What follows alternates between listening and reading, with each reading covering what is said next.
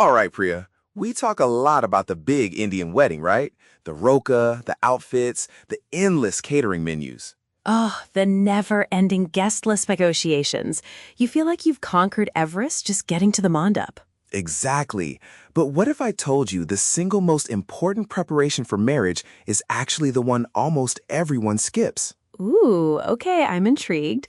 Not the guest list, not the honeymoon plans. What could be more crucial than a perfect playlist? It's building the blueprint for your life after the guests go home. We're talking premarital counseling. Aha, and I can already hear some of our listeners thinking, counseling, but we're happy. Nothing's wrong. That's the stigma, isn't it? But here's the thing. It's not emergency surgery for a broken relationship. It's a preventative health checkup for a relationship on the verge of a lifelong commitment. Oh, I love that, especially in the Indian context, where matches can be fast-paced. You're merging two families, two histories, two sets of expectations so quickly. Totally. The real risk isn't going to counseling. It's discovering fundamental differences on, say, money or kids 2 years after the wedding. Ouch. Yeah, trying to untangle lives then, infinitely more painful. So what actually happens in these sessions? Is it just like awkward feelings talk? Far from it. It's super structured. A good counselor helps you explore what they call the 5 critical contracts of a marriage. Think of it as Adulting 101 for couples. 5 contracts? Tell me more. I'm guessing finances are a big one. Bingo! It's not just what's your salary, it's your money story. Were your parents frugal or free spending? How do you manage accounts? What about family obligations? Oh, the family obligations. That's huge in India. Supporting aging parents, unexpected financial help. These need explicit conversations, not hidden assumptions. Absolutely. Then there's the conflict contract.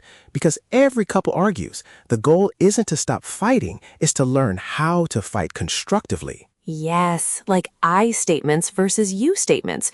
Huge difference between I feel worried when the bill is high versus you're so irresponsible with money. Such a game changer. And then the massive one for us, the family and in-laws contract. You're not just marrying a person, you're marrying their whole family. Preach. Boundaries, parental care, even cultural and religious differences if it's an interfaith match. So much to navigate respectfully. Exactly. Then there's the intimacy and affection contract. It's beyond just physical. It's about how you both feel loved and appreciated. Like love languages. One person needs words of affirmation. The other needs acts of service. Understanding that is key so you're not speaking different emotional languages. And finally, the life vision contract. The big picture stuff.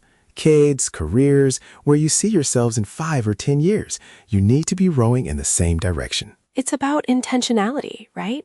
Instead of just hoping things work out. And sometimes counseling can even help you spot early red flags you might be too close to notice. Totally. Like consistent invalidation or control disguised as care. Crucial to recognize those patterns early. So how do we find a good counselor, not just a well-meaning relative who thinks they're an expert? Look for actual credentials, masters in psychology or social work, specific training in couples therapy, and crucially, someone who's culturally competent for Indian families. Yes, someone who gets the nuances without being old-fashioned. And in the first session, you're assessing them just as much as they're assessing you, right? Absolutely. Does the counselor create a sense of balance? Do you both feel heard? They're a facilitator, not a judge. That's so important. So for our listeners, what's one thing they can do this week to start this process? Okay, put your phones away, make some chai, and ask each other this. What is one unstated expectation you have of me after we get married? And what's one you think I have of you? Ooh, I love that. Listening without interrupting is key. Choosing premarital counseling isn't an admission of weakness, it's a declaration of strength. It's saying your marriage is worth protecting, your foundation is worth strengthening, and your future is worth building with intention and care. Don't just plan a wedding, plan a lifetime. Start here, build strong. We'll catch you next time.